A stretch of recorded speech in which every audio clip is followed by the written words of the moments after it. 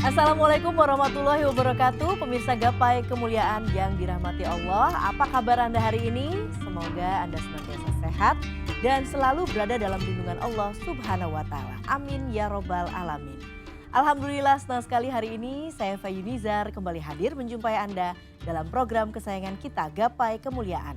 Selama 30 menit ke depan insya Allah kita akan membahas masalah seputar fikih, adab dan tauhid dalam kehidupan sehari-hari yang tidak jarang masih banyak dari kita yang salah dalam memahami dan bahkan mempraktekannya.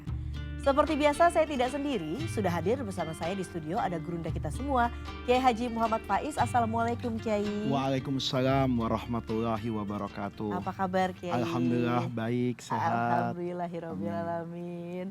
Baiklah pemirsa, bagi Anda yang memiliki pertanyaan, Anda bisa mengirimkan pertanyaan Anda baik berupa pesan teks maupun dalam bentuk video melalui nomor WhatsApp yang tertera di layar kaca. Anda juga berkesempatan untuk bertanya langsung kepada Kiai melalui sambungan Zoom yang nanti secara teknis akan ditentukan oleh tim Gapai Kemuliaan. Baiklah, bahasan pertama kita kali ini adalah terkait mengapa sholat berjamaah. Kiai, sebenarnya mengapa sholat berjamaah itu dianjurkan? Apakah memang bahkan dikatakan lebih mulia dibandingkan sholat sendiri? Apa sebetulnya substansinya Kiai? Substansinya adalah rahmat Allah Subhanahu wa taala, bahwa apa yang kita dapatkan di dalam berjamaah dan bersama itu mungkin tidak kita dapatkan kalau kita melakukan pekerjaan itu secara individu. Dalam konteks sholat berjamaah misalnya Mbak Eva ya, kalau saya sholat secara sendirian, maka saya dituntut untuk melakukan semua aktivitas yang menjadi bagian dari rukun sholat itu sendiri dari awal sampai akhir. Kalau ada yang tertinggal, maka saya bisa jadi sholatnya tidak sah atau tidak mendapatkan bilangan 1 rakaat dalam sholat saya. Kalau itu saya lakukan secara berjamaah, boleh jadi ada bagian dari rukun sholat yang belum saya kerjakan, tetapi karena saya melakukan itu bersama-sama, maka saya tidak dilihat sebagai satu kesatuan yang tersendiri. Apa contohnya? Di dalam hadis Rasulullah bersabda bahwa man adraka imamahu, siapa orang yang mendapati imamnya itu masih dalam keadaan ruku, dan orang tadi ikut ruku bersama rukunya imam, maka dia fakot adraka rokatan minas sholat. Dia dihitung sudah mendapatkan 1 rakaat. Padahal dia belum membaca surah Al-Fatihah kan. Karena begitu dia Allahu Akbar takbiratul ihram, dia dapatkan imamnya, ini namanya makmum masbuk yang datang terlambat. Imamnya sudah melakukan apa itu? Ruku. Maka dia ikut ruku, itu dia sudah dianggap melakukan bacaan surah Al-Fatihah yang tidak dia lakukan. Itu menunjukkan bahwa ketika kita sholat berjamaah, itu hakikatnya bukan Allah yang butuh jamaah kita, tapi kita yang butuh sholat berjamaah agar apa yang kurang dari saya selaku individu itu bisa ditutupi oleh kebersamaan saya bersama para imam dan jamaah lainnya. Oke, jadi keutamaannya itu karena bisa menutupi kekurangan apa Kekurangan apa ya deh? yang Kita lihat ya, lakukan itu ya, Kiai, rahmat ya? Allah misalnya Mbak Eva.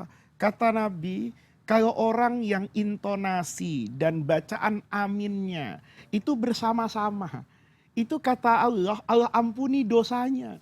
Berarti kan mendapatkan rahmat.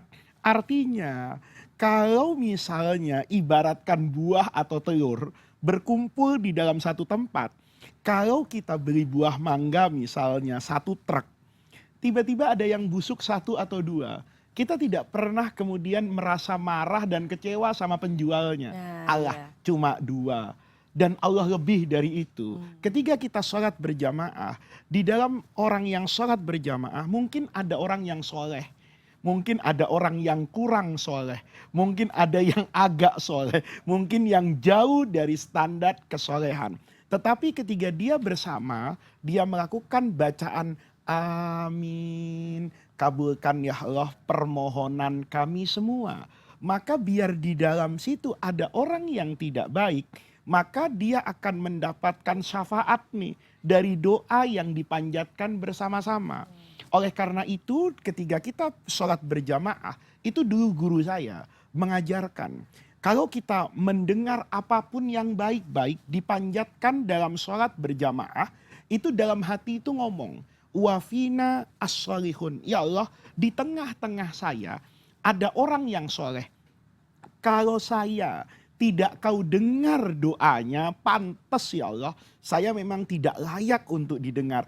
Tapi di tengah-tengah kami, yang membersamai kami, itu ada orang yang baik. Mudah-mudahan doa orang yang baik dan kebersamaan kami bersama orang yang baik akan menghasilkan doa yang dijawab kolektif. Itu di antara istimewanya kita melakukan sholat dalam keadaan berjamaah. Apalagi kalau kita yang memang masih kurang-kurang gitu Oh, ya. iya, Kayak iya. kalau kita bersama orang yang lebih Iya, iya atau kan? ada orang misalnya Mbak Yang Eva lebih yang bacaan Qur'annya itu kurang fasih, iya. makhraj hurufnya kurang tepat.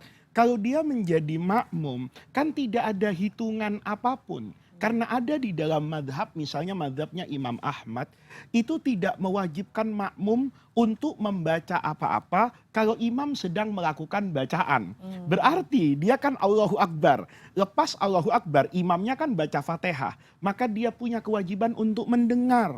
Setelah mendengar itu, dia amin. Selesai dari itu, imamnya mulai membaca surah. Maka dia juga dalam mazhab Imam Ahmad dengarkan. Kalau bacaan dia tidak pas, dia hanya dengan mendengarkan bacaan imam saja, itu sudah mendapatkan keistimewaan yang luar biasa. Itulah pentingnya orang melakukan ibadah dalam kondisi bersama-sama dan berjamaah. Baik, banyak sekali sebetulnya keutamaan sholat berjamaah ini ya Kiai ya. Nah salah satunya adalah disebutkan bahwa sholat berjamaah itu 27 kali lebih utama dibandingkan melakukan sholat sendiri. Nah ini berlaku untuk sholat berjamaah yang hanya di masjid saja, ataukah sholat berjamaah yang mungkin dilakukan di rumah atau mungkin di musola, atau bahkan mungkin di tempat parkir misalnya Kiai. Atau bahkan dengan istrinya di kamar hanya misalnya berdua. begitu. Ya, yang tidak boleh itu dengan pacarnya.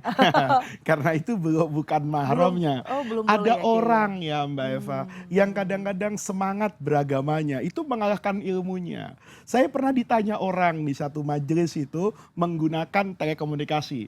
Pak, saya sholat terawih berdua dengan pacar saya. Saya dapat keistimewaan berjamaah enggak? Saya jawab, sebelum bertanya keistimewaan berjamaah, kamu halalkan dulu pacarmu itu. Karena dia bercerita bahwa dia sholat di dalam satu ruangan, di kamar dengan pacarnya. Itu kan artinya dia dapat defisit itu.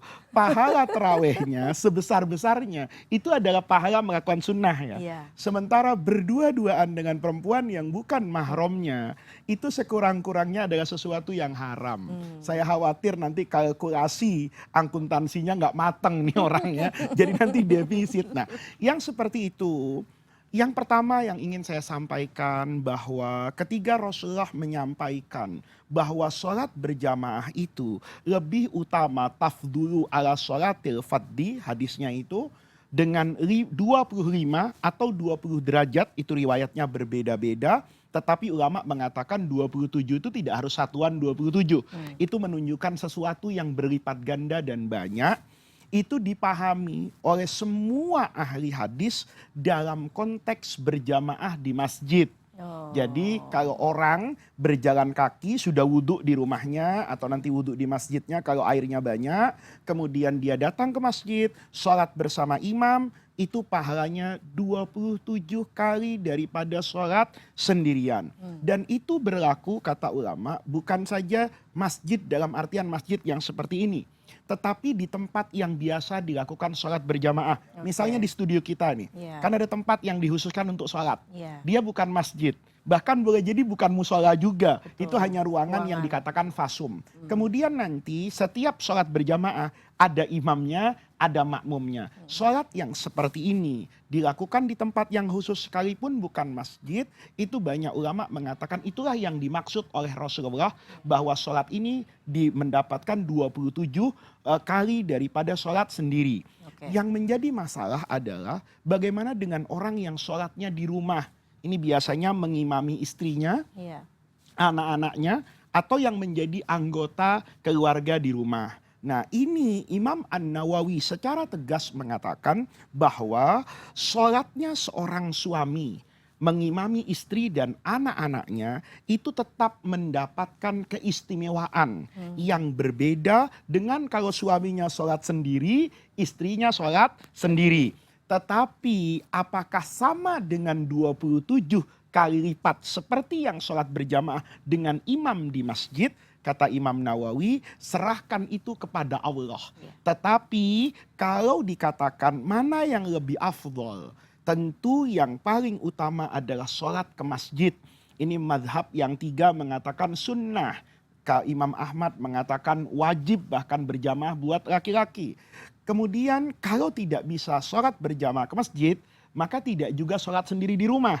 Tapi sholat berjamaah dengan orang yang ada di rumah itu selama dilakukan dengan 2 ketentuan. Berdua-duaan kalau sesama mahram, suami dengan istri, ayah dengan anak perempuannya misalnya. Atau kalau bukan mahram, misalnya ada asisten rumah tangga, bercampur ada supir misalnya, ada tukang kebun, ada istri saya, ada anak perempuan saya. Maka itu boleh dilakukan di tempat yang terbuka di rumah.